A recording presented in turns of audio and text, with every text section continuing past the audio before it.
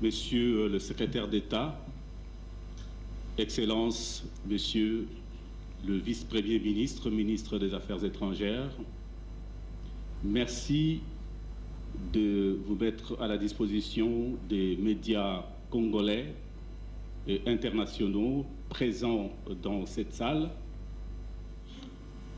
Nous allons avoir 3 temps au cours de cette conférence. La première partie concerne évidemment la prise de parole de son Excellence Monsieur le vice-premier ministre, ministre des Affaires étrangères, qui va devoir nous faire l'économie des entretiens bilatéraux qu'ils viennent d'avoir à l'instant même avec son homologue américain. Par la suite, il va passer la parole à son homologue américain, le secrétaire d'État, M. Blinken. Et en troisième partie de cette conférence, nous allons bien entendu accorder la parole aux médias présents pour qu'ils puissent poser des questions, non seulement au sujet des entretiens bilatéraux qui y ont eu lieu, mais aussi de manière particulière au sujet de l'entretien en tête-à-tête que le président de la République a accordé à M. Blinken. Sans plus tarder, Monsieur le vice-premier ministre, je vous remets la parole pour votre intervention. Monsieur le secrétaire d'État, en septembre de l'année dernière, vous recevant en audience à New York, le président de la République, Félix-Antoine Tshisekedi Tshilombo, vous a suggéré d'effectuer une visite officielle en RDC. Oui. Vous avez accepté cette suggestion. Le 2 juin dernier, lors de notre entretien dans votre cabinet au département d'État à Washington, je vous ai, dans la suite de la suggestion du chef de l'État, je vous ai communiqué officiellement l'invitation du gouvernement de mon pays, invitation d'y effectuer finalement cette visite. Vous m'aviez dit, cher Anthony, que vous viendrez en RDC avant la fin de cette année. Parole donnée, parole tenue. C'est le signe évident de l'intérêt que portent les États-Unis d'Amérique à la RDC et de la volonté de ses dirigeants de développer avec notre pays une coopération et un partenariat stratégique fructueux pour les peuples américains et congolais. Merci beaucoup d'avoir tenu la parole.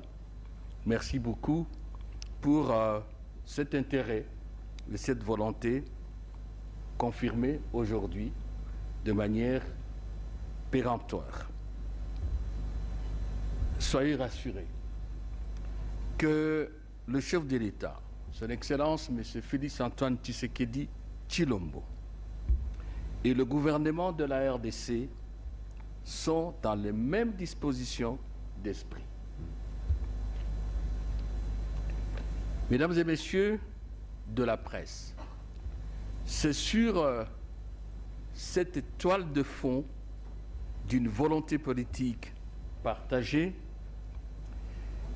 de requinquer une vieille amitié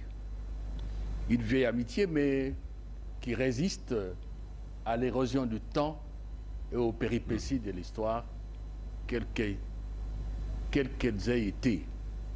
C'est sous cette toile de fond aussi marquée par la détermination des États-Unis et de la RDC de consolider leur partenariat dans une période, vous vous en doutez, très turbulente, tant au niveau international que à celui de l'Est de notre pays en proie avec les groupes armés terroristes qui sèment la terreur, déciment nos populations depuis plus de 20 ans.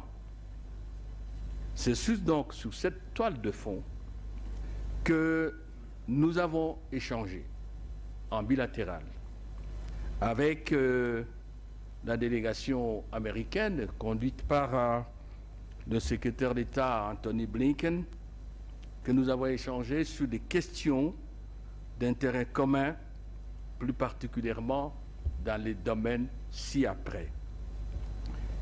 Défense et sécurité, focalisée sur la situation sécuritaire à l'est de la RDC et la coopération militaire, économie et finances, plus précisément concernant le programme des réformes économiques et des investissements étrangers et réformes économiques du gouvernement, ainsi que la problématique de l'exploitation de ressources naturelles et des industries extractives.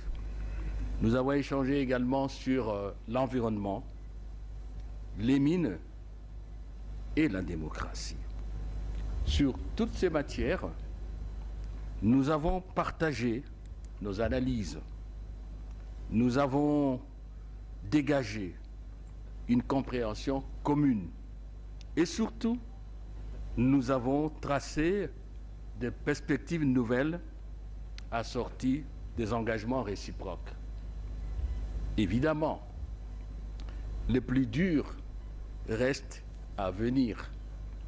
Et le défi majeur auquel nous sommes confrontés réside dans la mise en œuvre, dans la matérialisation de ces nouvelles perspectives et de ces engagements afin de donner un contenu réel, un contenu palpable à notre coopération, à notre amitié, mais aussi un contenu profitable, tant aux Congolais qu'aux Américains, eux qui donnent la légitimité à tout pouvoir en démocratie, eux dont le sort, dont le bien-être constitue, vous vous en doutez, dans une république démocratique, le but ultime, la finalité des finalités de toute action politique.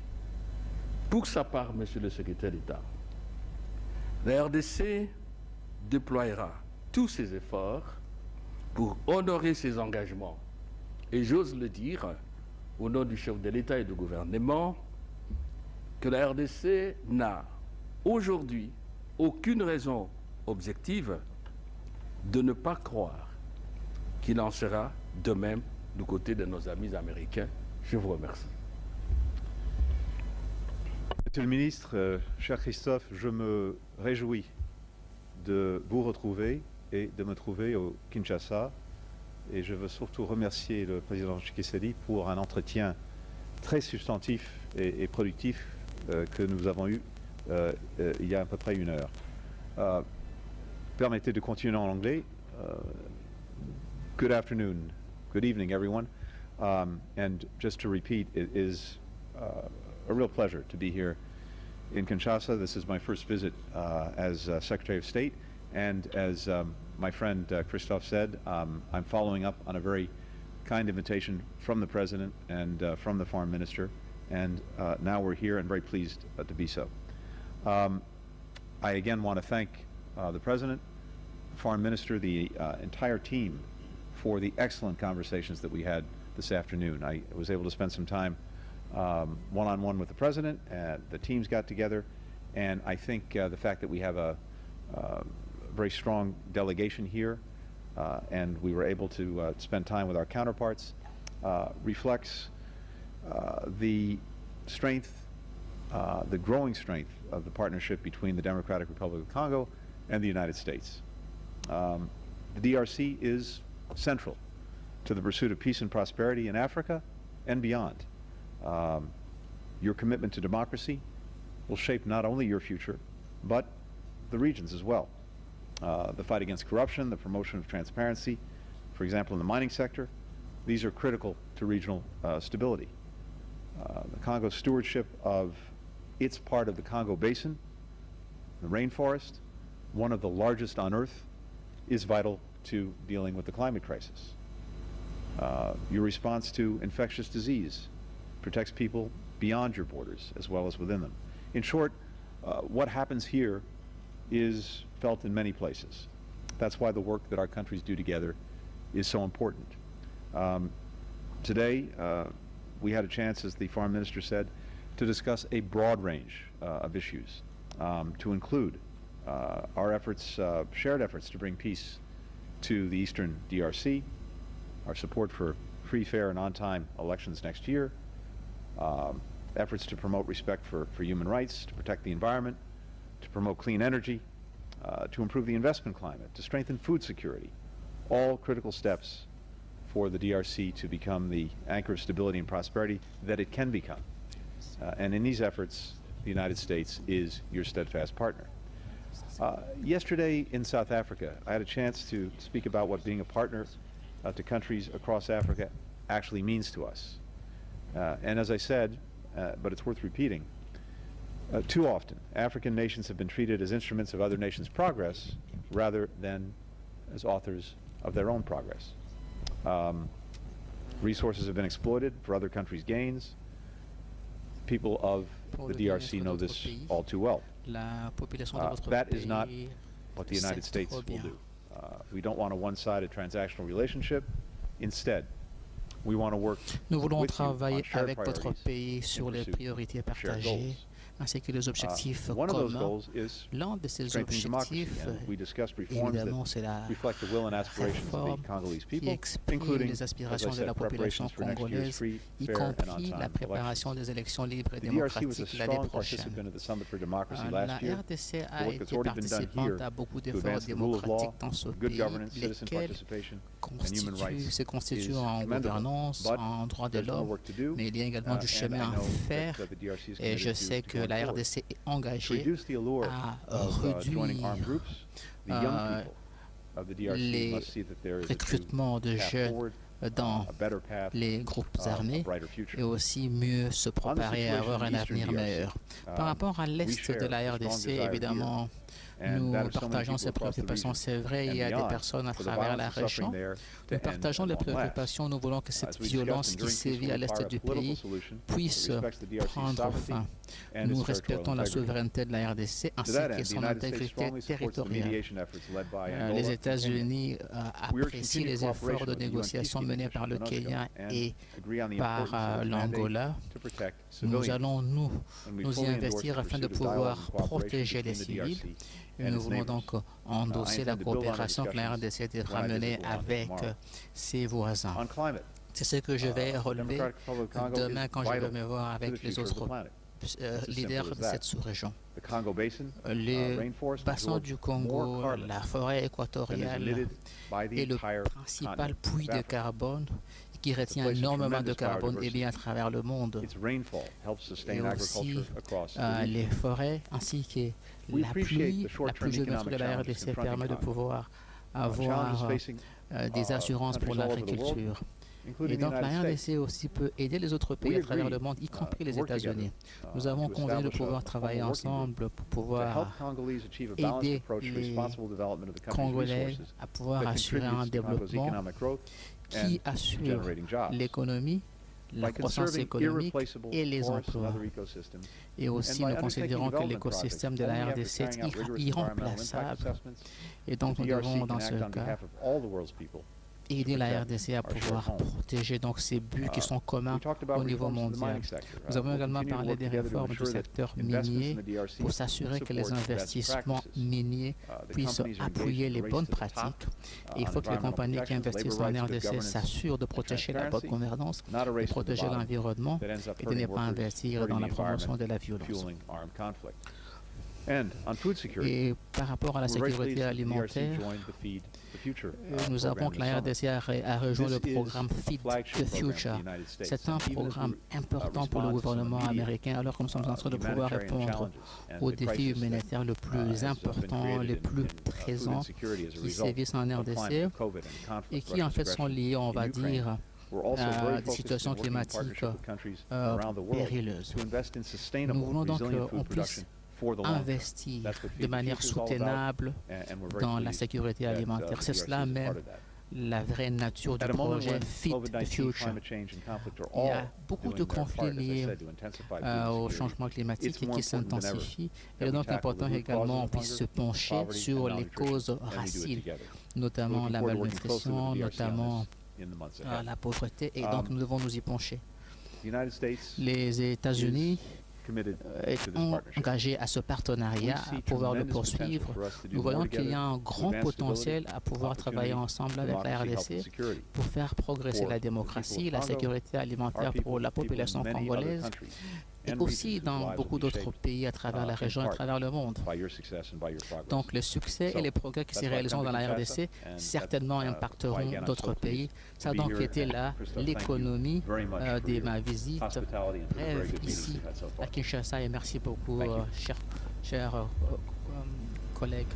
Merci, Excellence, pour vos introductions respectives à cette étape de la conférence de presse. J'aimerais associer mon collègue américain parce qu'il a été convenu qu'il fasse le choix des intervenants de leur côté. Et il y aura en fait, en somme, 4 interventions côté médias, 2 côté américain et 2 côté congolais.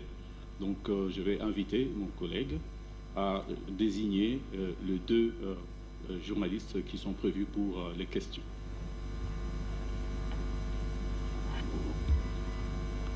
Great. We'll start with Tracy Wilkinson, LA Times.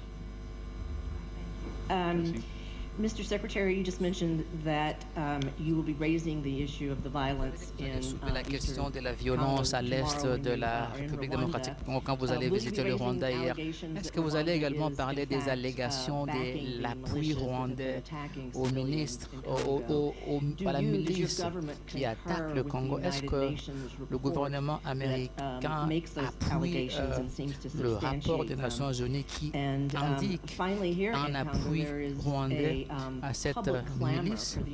Et aussi en RDC, il y a une forte demande à voir les États-Unis s'impliquer davantage. Beaucoup estiment que, en fait, les États-Unis ont tourné le dos à cette question. Qu'est-ce que vous avez à dire à ce propos? Et avez-vous reçu les assurances, monsieur le ministre congolais, avez-vous reçu les assurances que le ministre américain allait parler de cette question vigoureusement avec le président rwandais et êtes-vous assuré que cela pourrait aider de l'une ou l'autre manière? Merci. Je pense que c'est plutôt juste de dire que on n'est pas en train de tourner le dos à cette question en fait. La preuve, je suis ici et demain je me rends au Rwanda et on va mettre l'emphase, en tout cas dans ce voyage. Aussi en fait ce que nous faisons au quotidien, c'est de nous assurer que les États-Unis peuvent appuyer la médiation internationale du processus qui est en train d'être géré par le Kenya et l'Angola pour amener la paix, la sécurité, la stabilité dans pas seulement que nous suivons cette question avec soin, mais également nous sommes impliqués dans cette question. C'est l'opportunité justement que j'ai eu à parler avec le ministre, votre ministre, il y a de cela quelques mois à Washington. Justement, c'était l'un des sujets dont nous avons parlé. Et donc certainement nous allons en reparler avec le président Kagame quand je le vois demain au Rwanda. Nous sommes évidemment préoccupés par ce rapport des Nations Unies qui indique que le Rwanda a appuyé le M23. Donc nous en appelons à chaque parti dans cette région de pouvoir arrêter tout appui au M23, mais en fait tout appui à tout autre groupe armé non étatique, ce qui pourrait permettre de pouvoir apporter la paix, et nous en appelons aux groupes eux-mêmes, notamment le M23 et tous les autres groupes armés, à pouvoir cesser leurs activités violentes, à se démilitariser et à poursuivre des efforts de négociation qui sont importants avec le gouvernement. Je voudrais simplement ajouter que tous les pays doivent respecter l'intégrité territoriale les uns des autres, et ça c'est un principe mondial, et très souvent j'en parle par exemple par rapport à l'Ukraine, mais c'est tout aussi important pour la RDC ou pour tout autre pays en fait à travers le monde, y compris la RDC. Donc cela doit se faire avec transparence, avec le consentement de la RDC. Il faudrait également essayer de pouvoir baisser le conflit et aussi s'assurer qu'on respecte les résolutions des Nations Unies à cette affaire. Alors, je veux revenir à ce que vous avez dit. Donc, c'est pour renforcer les partenariats que nous avons avec la RDC sur les différentes questions dont nous avons parlé. Oui, je vais vous répondre d'une manière très brève parce que je ne sais pas s'il faut encore que je revienne au regard de ce que M. le secrétaire d'État lui-même vient de dire. Je voudrais également rappeler qu'en réalité, les États-Unis ont été le premier pays à se préoccuper de la présence, du soutien du Rwanda au M23. En effet, rappelez-vous la déclaration qui a été faite par la représentation diplomatique des États-Unis à Kinshasa à l'issue des entretiens que j'ai eus avec les représentants des pays membres, des ambassadeurs des pays membres permanents du Conseil de sécurité. L'ambassade exprimait la préoccupation des États-Unis vis-à-vis de cette information-là. J'ai suivi ce matin l'interview du secrétaire d'État faite, je crois, à partir de Johannesburg. Oui. Il n'a pas caché la manière dont les Américains perçoivent le problème. Il vient lui-même de vous dire que c'est une des thématiques, en fait, qui sera abordée. Et il a dit au chef de l'État, il a dit aussi en bilatéral. Donc, comme je le dis, il n'y a aucune raison de ne pas croire à ce que M. le secrétaire d'État dit, d'autant plus que c'est la vérité. Voilà. Prochaine question, côté américain, s'il vous plaît. Edward Wong, New York Times. Hi, thank you. Mr. Minister, Monsieur le ministre, l'année dernière, votre gouvernement avait promis de pouvoir protéger les ressources forestières en RDC, mais nous avons appris qu'il y a eu un appel d'offres pour les blocs pétroliers. On a parlé de pratiquement 30 blocs pétroliers où on pourrait procéder à des extractions pétrolières, ce qui justement met en mal l'engagement que votre gouvernement a pris. Comment vous réagissez à cela et qu'est-ce que vous pouvez dire aux bailleurs internationaux qui justement avaient envisagé de pouvoir appuyer l'engagement que vous avez pris à protéger vos forêts? Monsieur le secrétaire d'État, la RDC avance l'argument que le pays a besoin de ces ressources qui proviendraient de ces exploitations pétrolières pour booster son économie. Et d'ailleurs, comme vous l'avez dit, que les États-Unis appuient aussi la croissance économique de la RDC. Vous avez dit que est-ce qu'il y a des envisagements, des projets concrets pour essayer de pouvoir offrir à la RDC des avantages qui feraient que la RDC ne puisse pas entamer ses ressources forestières?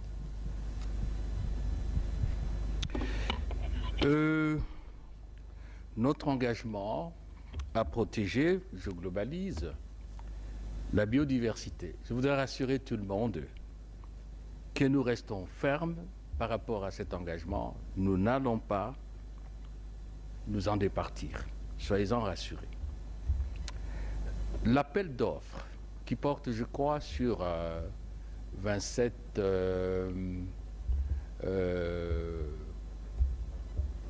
blocs pétroliers et 3 blocs gaziers, des précisions. La première, nous ne vendons pas. Ce sont des concessions qui seront faites comme on le fait. On ne vend pas le patrimoine de la République. La deuxième, de manière générale, nous protégeons l'écosystème pour le bien de l'homme. Cet homme qui doit manger, qui doit s'épanouir, qui doit avoir l'électricité, qui doit avoir l'eau, et j'en passe. Et donc, aujourd'hui, la RDC se trouve dans ce paradoxe qui fait qu'il est vachement riche, mais avec une population qui a besoin du bien-être. Évidemment, la délicatesse ou l'enjeu, c'est de trouver l'équilibre entre le bien-être de l'homme congolais et la nécessité de lui garantir, et à travers lui, garantir à l'humanité un cadre de développement, un cadre écologique sain. Ce que nous avons fait, c'est justement faire en sorte que la nature, dans ce qu'elle a de riche pour notre pays, profite à l'homme congolais sans détruire le système écologique. Ça semble être deux mots. Mais vous savez qu'il y a des pays qui exploitent leurs ressources naturelles depuis des années, je ne les cite pas, par délicatesse, je suis ministre des Affaires étrangères, mais qui prennent des précautions pour ne pas endommager l'écosystème. Il y en a en Afrique, il y en a en Europe, et j'en passe. Ce qui est important pour nous, et c'est de cela dont nous avons parlé avec la délégation américaine, c'est que tous ceux qui ont la technologie nécessaire pour nous permettre de sauvegarder l'équilibre écologique, ils seront le bienvenu. Et nous comptons sur l'expertise, les capacités technologiques d'un pays, d'un ami, de tout le temps, comme les États-Unis, pour répondre à ce besoin de protéger la nature sans tuer l'homme congolais. C'est comme ça qu'il faut concevoir la question, et certainement que dans la conditionnalité des concessions, le gouvernement de la République veillera à ce qu'il n'y ait pas de soumissionnaires, il n'y ait pas des entreprises qui vont venir chez nous pour faire de l'exploitation et tuer l'écologie. Donc je voudrais vraiment rassurer, il n'y a aucune contradiction. Ce que nous faisons, c'est mettre la nature au service de l'homme congolais et de l'humanité d'une manière ou d'une autre.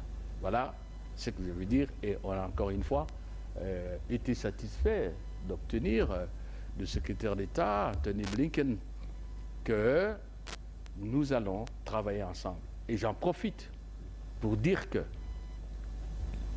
les États-Unis et la RDC vont mettre rapidement en place un groupe de travail sur les changements climatiques qui sera un cadre de concertation et un cadre d'action commune.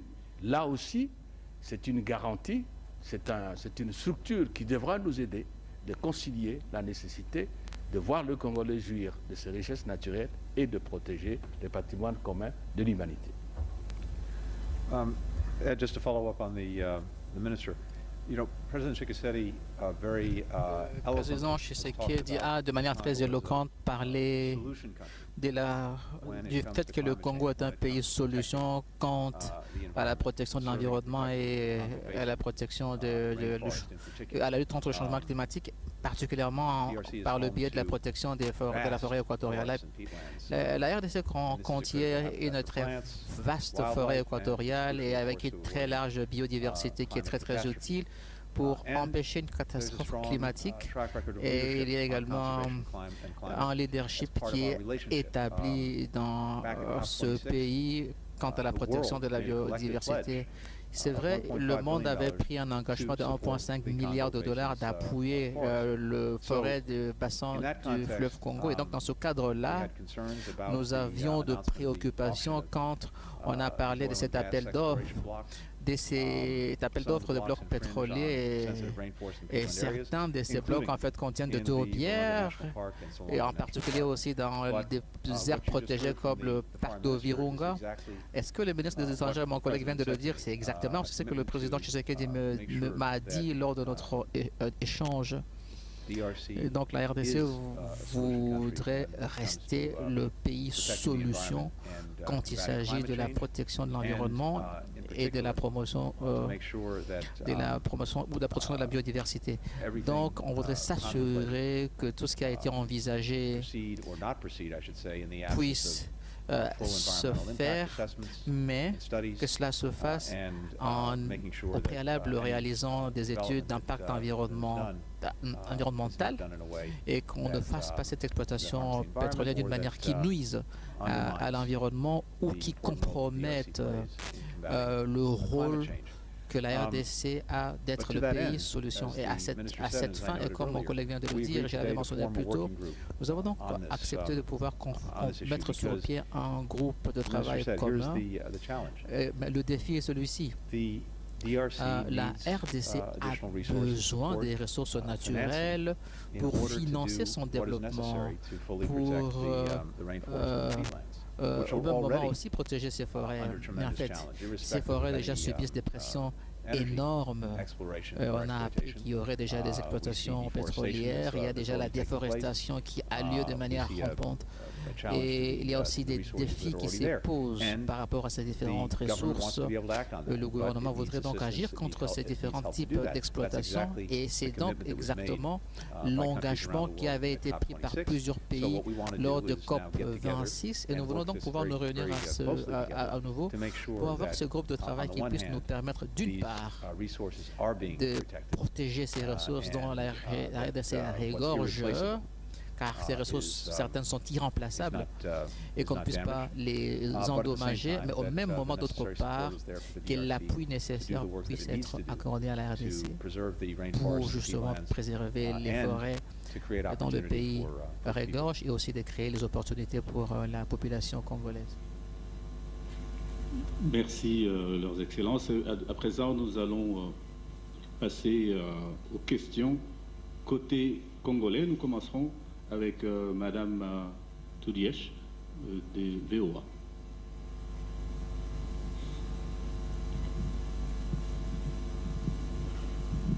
Merci. Mr. Blinken, would you prefer me to ask the question in English or in French? Question en français ou en anglais. Bon, c'est à votre choix. Bonjour, Monsieur Blinken, secrétaire Blinken. Vous visitez pour la première fois le plus grand pays d'Afrique francophone et vous restez 24 heures. Il semblerait que vous restiez le double au Rwanda voisin. Le temps diplomatique est lourd de symboles et riche de symboles. Comprenez-vous que la brièveté de votre séjour en RDC soit diversement appréciée côté congolais?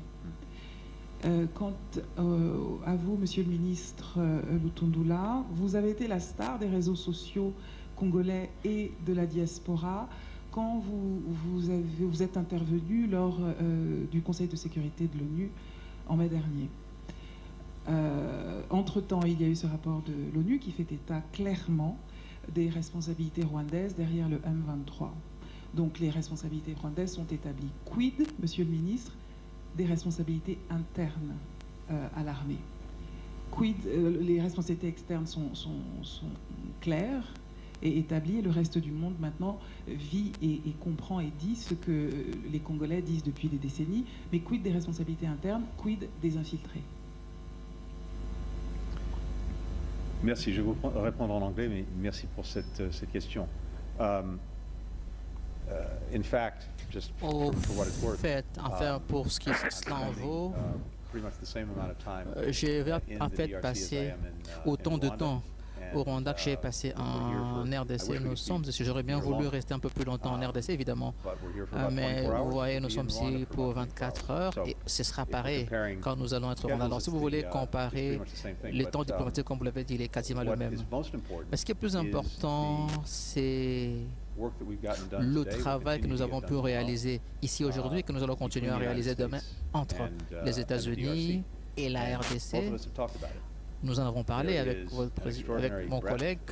En tout cas, on est allé en profondeur et on a cerné toutes les questions. On a couvert plusieurs aspects concernant nos deux pays, concernant la sous-région et concernant le monde.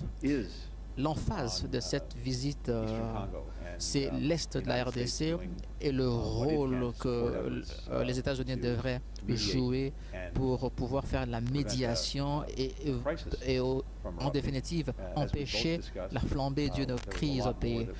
Nous en avons parlé aujourd'hui et continuons à y travailler, en particulier le travail que nous sommes en train de faire pour lutter contre le changement climatique, de lutter contre l'insécurité alimentaire qui sévit en RDC et de promouvoir l'économie aussi d'autres réformes démocratiques. Donc nous avons abordé maints sujets.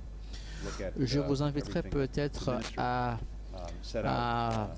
prendre en compte l'économie que le ministre Lutondola vient de faire de ces échanges et leur profondeur et aussi l'engagement que nous avons, nous deux, pris de pouvoir renforcer en fait le partenariat qui est entre les États-Unis et la RDC.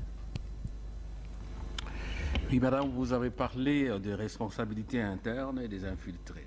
Oui, on en parle. Mais voyez-vous, dans ce domaine comme dans d'autres, les responsabilités ne se proclament pas. Elles se prouvent. Et pour le prouver, ce n'est pas la clameur publique. Il y a des procédures dans un état de droit. Et vous savez que l'état de droit, c'est un des piliers de la construction de l'état démocratique au Congo, sous l'autorité du chef de l'État, Félix Antoine Tshisekedi Tshilombo.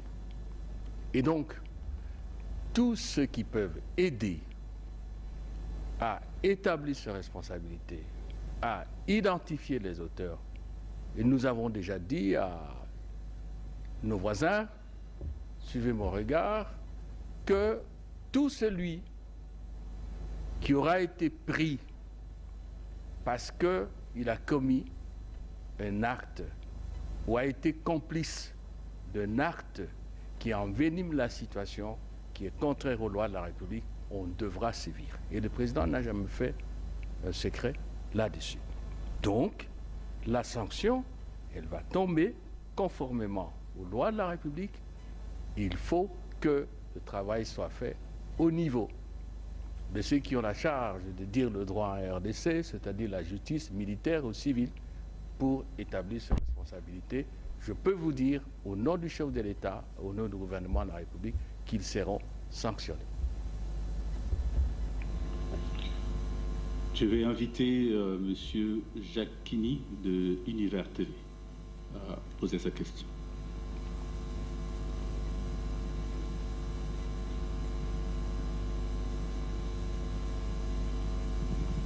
Merci beaucoup. Ma première question s'adresse à M. Blinken. Monsieur le ministre des Affaires étrangères l'a évoqué. On a suivi votre interview ce matin en Afrique du Sud. Vous avez exprimé votre inquiétude quant à un possible envenimement de la situation dans le conflit qui oppose aujourd'hui la RDC au Rwanda, à cause notamment de la guerre du M23. Vous avez parlé d'essayer de baisser les tensions diplomatiques. Ma question, c'est de savoir comment les États-Unis comptent s'y prendre cette fois, parce qu'il s'agit là d'une situation récurrente, en fait, entre le Rwanda et la RDC. Ma deuxième question s'adresse au vice-premier ministre, M. Lutondola. Les responsabilités de la RDC, vous venez de le dire, sont établies. Mais où en est la RDC, les responsabilités du Rwanda dans l'appui au M23 sont établies. Où en est aujourd'hui la RDC quant à ceux auprès des Nations Unies, mais également pour la levée des mesures qui entourent les importations d'armes et des matériels de guerre. Et ma deuxième question, c'est doit-on s'attendre aussi à la reconnaissance par les États-Unis du groupe M23 comme étant terroriste au même titre que les ADF? Merci, thank you. As I noted earlier, a big focus of my visit here and l'emphase de ma visite ici et demain à Kigali consiste à appuyer les efforts de médiation qui sont déjà en cours et qui ont été déjà menés par les leaders sous-régionaux pour mettre un terme à ce conflit, à cette violence qui sévit à l'est de la RDC Et aussi, c'est une opportunité pour moi que je dois saisir de pouvoir parler directement avec les présidents congolais et les ministres congolais des Affaires étrangères. Et demain, ce sera la même chose avec le président Kagame demain. Et aussi, notre but aujourd'hui, c'est simplement en fait appuyer les efforts diplomatiques qui sont déjà menés, notamment par l'Angola et par le Kenya, pour mettre un terme à ce défi et arriver à ce que les groupes armés puissent se démobiliser et poursuivre leur desiderata par des voies pacifiques. Alors, je ne voudrais pas, en tout cas, m'emballer parce que je n'ai pas encore eu l'occasion de parler de cette même préoccupation avec le Rwanda. C'est ce que je ferai demain, mais nous maintenons de contacts réguliers avec les deux pays, avec nos partenaires aussi dans d'autres pays africains, notamment les Kenyans et les Angolais. Et aussi l'espoir que nous voulons entretenir, c'est de faire de notre possible pour appuyer ces efforts de médiation qui sont en cours en vue d'empêcher l'enlisement du conflit et de préserver l'intégrité territoriale de la RDC comme nous faisons. Oui, le rapport du groupe d'experts qui prouve, pièce à l'appui, le soutien du Rwanda au M23 et la présence de ses militaires au Congo. Je pense que nous devons, à l'honnêteté intellectuelle, de reconnaître que la diplomatie pour la paix, pour la coopération, pour l'amitié entre les peuples, que le président Tshisekedi conduit depuis qu'il est là, avance et porte ses fruits. C'est à l'évidence son mérite que d'être parvenu à ce résultat qu'imposait la vérité et l'honnêteté depuis des siècles, j'allais dire, même si ce ne sont pas des siècles qui sont passés, je veux tout simplement dire depuis longtemps. Aujourd'hui, le problème que pose le rapport, Monsieur le secrétaire d'État, c'est qu'il soit examiné par le Conseil de sécurité.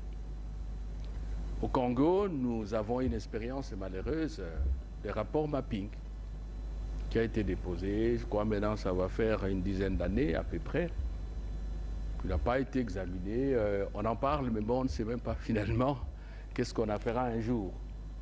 Nous demandons, et nous l'avons dit, que le Conseil de sécurité, d'abord, publie le rapport dans son intégralité, y compris les pièces à conviction, et ensuite l'examine en titre de conséquences. Nous avons écrit hier au président du Conseil de sécurité, la lettre est partie hier, aujourd'hui, nous avons ici aussi saisi la commission de l'Union africaine. Donc, le gouvernement de la République, sous l'autorité du chef de l'État, a mis le cap sur l'examen de ce rapport et sa mise à contribution, c'est très important, sa mise à contribution par tous les intervenants bilatéraux et multilatéraux afin de lever le voile de certaines zones d'ombre qui ont été créées délibérément et trouver une solution durable. C'est-à-dire, en fait, les rapports, c'est le diagnostic qui doit nous permettre de trouver les médicaments qu'il faut. La levée de l'embargo, oui, c'est un problème.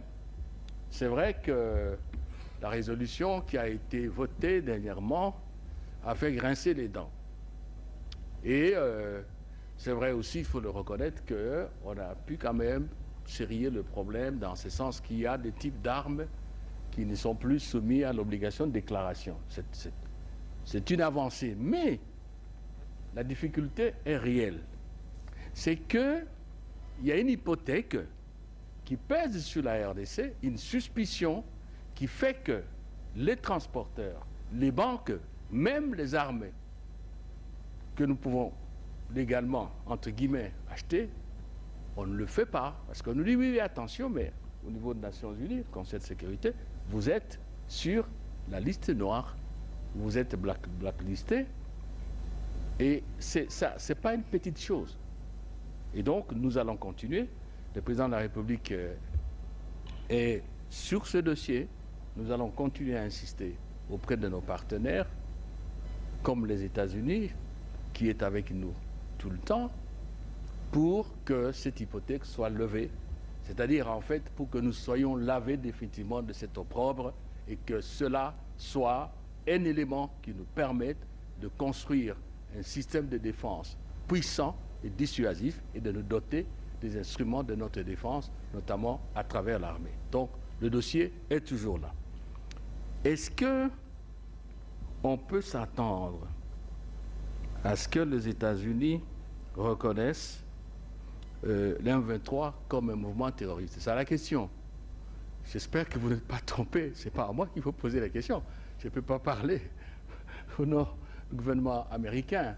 Mais ce que je sais, et je le dis, le premier pays, avant que la Global Coalition contre le Daesh ne l'ait reconnu à Marrakech, où nous avons participé à une session de cette organisation à laquelle nous appartenons, les États-Unis, et tout est à l'actif des États-Unis, sont les premiers à avoir reconnu, à avoir dit au monde entier qu'il y a, comment on dit, une tâche cancéreuse terroriste en RDC, il faut faire attention. Et je suis certain, ce n'est pas le secrétaire d'État qui va me démentir, le dossier est pris au sérieux par les États-Unis d'Amérique. Voilà ce que je peux vous dire par rapport à ce que vous avez dit. Nous avons pris une décision dans le cadre de notre souveraineté et nous essayons de faire comprendre à tous nos partenaires que l'M23 n'est pas différent d'un mouvement terroriste. Et d'ailleurs, sur ce point-là, lisez la convention de l'Union africaine concernant le terrorisme. Cette convention, je crois de 2002, classe de groupes armés parmi les mouvements terroristes. Ça, c'est légal, c'est dans l'ordre juridique de l'Union africaine. Et voilà. Merci. Excellence, au nom de tous les médias ici présents ainsi que de l'assistance, nous vous disons merci.